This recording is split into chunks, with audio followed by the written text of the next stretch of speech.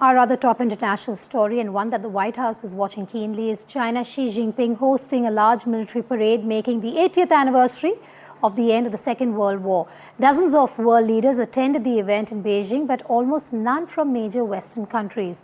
The major moment happened before the parade even started, when Putin and Kim Jong Un stood either side of Xi Jinping as they made their way to their seats, making this one of the most powerful photo ops in the recent past.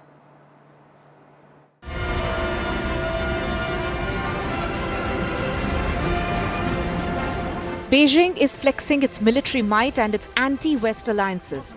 And Wednesday gave China the perfect opportunity to do so, as it marked 80 years since Japan's defeat in World War II with a parade through Tiananmen Square. Among the 26 heads of state attending, the star guests included Russia's Vladimir Putin, North Korea's Kim Jong Un, and Iran's Masoud Pezeshkian. Analysts are calling it an axis of upheaval, a bloc whose cooperation has already reshaped battlefields in Ukraine and the Middle East. And now Beijing is taking center stage, presenting itself as a rival to the Western-led global order.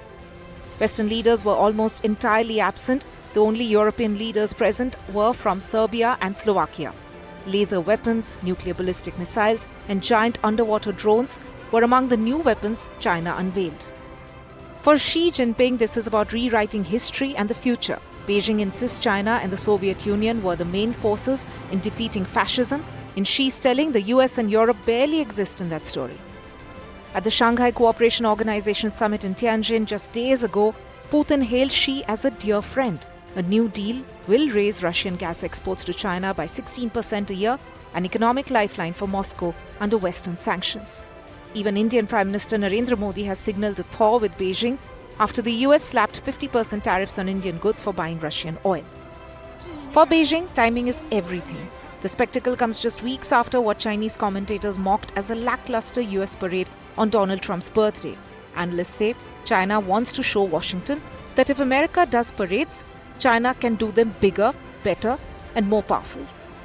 The push is for self-reliance, a great wall of steel designed to counter not just Japan, not just Taiwan, but any Western force that challenges Beijing. And as Xi Jinping welcomes Putin, Kim, Pezeshkian, and others in Beijing, one message rings out.